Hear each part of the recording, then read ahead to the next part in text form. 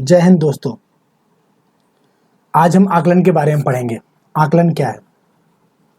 आकलन सीखने की प्रक्रिया का एक ऐसा हिस्सा है जो अध्यापक को यह समझने में मदद करता है कि उसका शिक्षण कैसा होना चाहिए। बच्चों का आकलन मात्र बच्चों का आकलन नहीं होता। जब शिक्षक कक्षा में आकलन हैं तो इस तरह से वे स्वयं अपना भी आकलन कर रहे होते हैं। यदि कक्षा में ज़्यादातर बच्चे सीख रहे हैं तो शिक्षक को शिक्षण तकनीकें प्रभावी हैं, यानी वो अच्छी तरह से सीख रहे हैं तो यानी शिक्षण की जो तकनीकें हैं वो बहुत ही अच्छी है। या नहीं सीख पा रहे हैं तो शिक्षक को सोचना चाहिए कि बच्चों को सीखने के तरीकों को और प्रभावी किस तरह से बनाया जाए। इस प्रकार आकलन गुणात्मक सुधार की प्रक्रिया का अभिन्न अंग है। आकलन के आधार पर ही अध्यापक जान सकते हैं कि विद्यार्थी कितना समझ पाते हैं और अभी उन्हें कितना और समझना है। इस उद्देश्य निदानात्मक होता है। जो इसका उद्देश्य होता है वो निदानात्मक होता है। शैक्षिक संदर्भ में आकलन का उद्देश्य शिक्षण अधिगम कार्यक्रम में सुधार करना है। छात्रों व अध्यापकों को पृष्ठपोषण प्रदान करते समय छात्रों को अधिगम संबंधित कठिनाइयों को ज्ञात कराना होता है। यह संपूर्ण अकादमिक अवधि के दौरान निरंतर चलने वाली प्रक्रिया है। अतः शिक्षण शास्त्र का हिस्सा है जो पढ़ने पढ़ाने के साथ चलती रहती है। आकलन की विशेषताएं इस प्रकार है। निरंतर चलने वाली प्रक्रिया।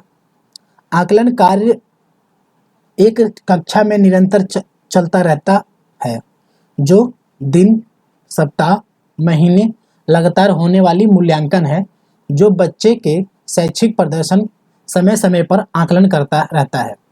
दूसरा है आकलन से बच्चों की समस्या का पता लगाना। आकलन के द्वारा बच्चों के सामने आने वाली शैक्षिक समस्याओं का पता लगाया जाता है, जिससे उनका समाधान किया जा सके, जिससे उनकी कमजोरियों को हम पहचान सकते हैं। तीसरा, आकलन शिक्षण कार्य के प्रदर्शन को भी दर्शाता है।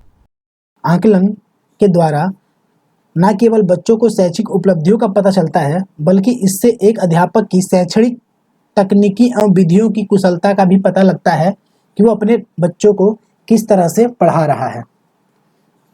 चौथा, शिक्षक एवं छात्रों को पृष्ठपोषण देना।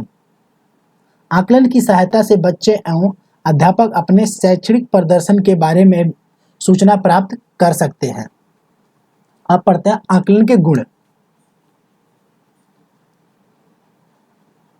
बच्चों की समस्याओं का पता लगाना।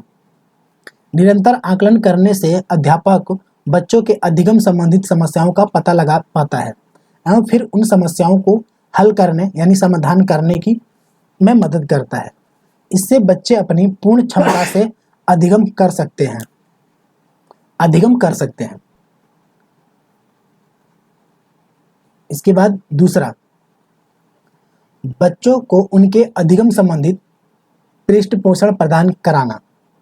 आकलन की सहायता से ही एक अध्यापक बच्चों को शैक्षणिक प्रदर्शन के बारे में बच्चों को समय समय पर सूचना प्रदान करता है, जिससे बच्चे अपने अधिगम उपलब्धि के बारे में जान पाते हैं।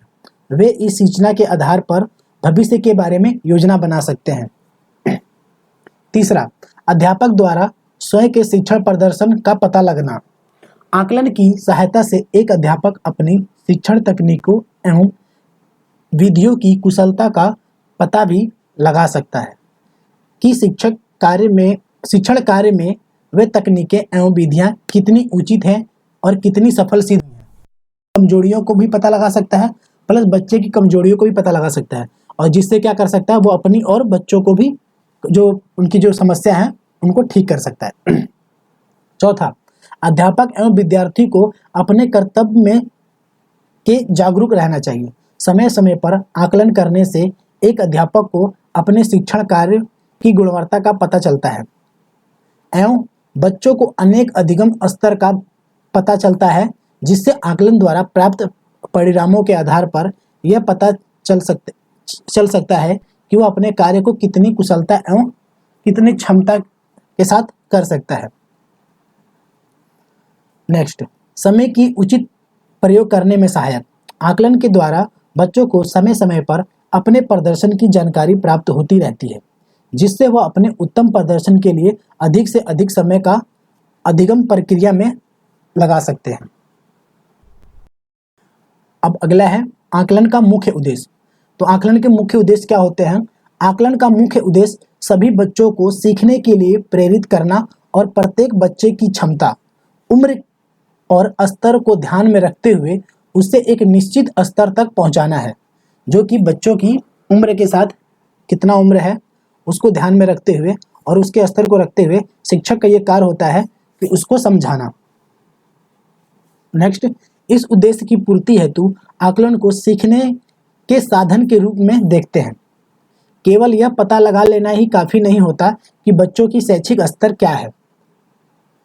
उसके आगे भी है, आकलन को सीखने के उपकरण के रूप में महत्व दिया जाना चाहिए, मात्र बच्चों की उपलब्धि स्तर जान लेने के उपकरण के रूप में नहीं।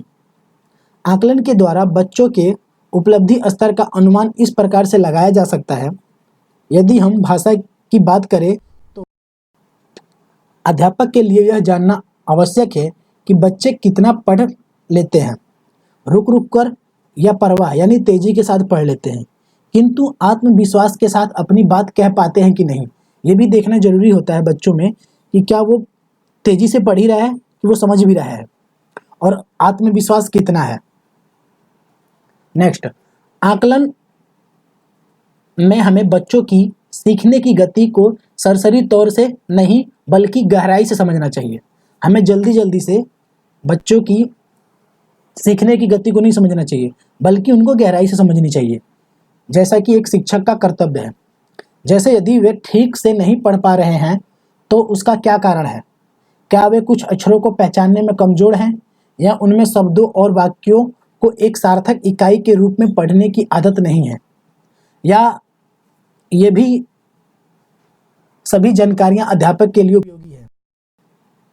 वे अपने छात्रों को समझेंगे, उनके सीखने में आने वाली कठिनाई को दूर कर सकते हैं। जैसे कि बहुत से बच्चों को क्या होता है कि दूर से ब्लैक बोर्ड दिखाई नहीं देता, तो अगर दिखाई देने का कारण ये भी हो सकता है कि वो ज़्यादा पीछे बैठा हो, या तो एक और कारण हो सकता है जो शारीरिक दोष हो सकती है, दृष्टिबाधिता दोष, जिससे बच्चे की आंखों में प्रॉब्लम होती है।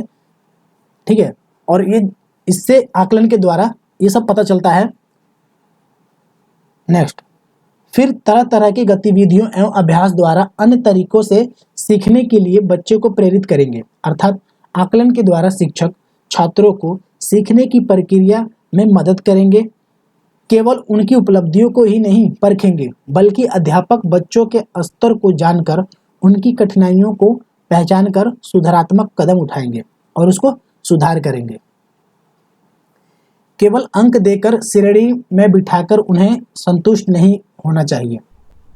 प्रक्रिया में बच्चों के नहीं सीख पाने के कारण विवरणात्मक टिप्पणी लिखेंगे, जिसमें यह स्पष्ट होगा कि पिछली सीखने और सिखाने की प्रक्रिया में बच्चों ने क्या सीखा तथा आगे की प्रक्रिया कैसी होनी चाहिए।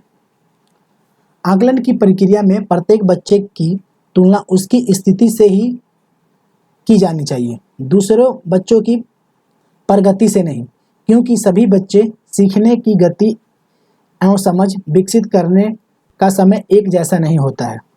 अध्यापक छात्रों की विभिन्नताओं को ध्यान में रखकर सीखने के अवसर प्रदान करने होंगे। जैसे क्या होता है कि एक बच्चा बहुत पढ़ने में तेज होता है और एक क्या होता है समझने या सीखने में कमज़ोर होता है। तो ये नहीं कि अगर कोई बच्चा अगर अच्छी तरह से पढ़ रहा है, सीख रहा है, तो हम उसको धीरे धीरे आगे उसी के साथ कमज़ोर बच्चे को भी बढ़ाते चलें। ऐसा नहीं करना चाहिए। दोनों की समस्याओं को देखकर फिर उनको साथ में लेके। Thanks for watching. अगर आपने हमारे इस चैनल को सब्सक्राइब नहीं किया है तो सब्सक्राइब करें और बेल आइकन दबाना बिल्कुल भी ना भूलें, जिससे कि आपको हर वीडियो की अपडेट मिलती रहे। और ये आकलन जो कि आपको UP TET, MP TET, C TET और बीएड, बीटीसी, डीएलएड में भी आपको बहुत ही काम आने वाले हैं। ओके, धन्यवाद।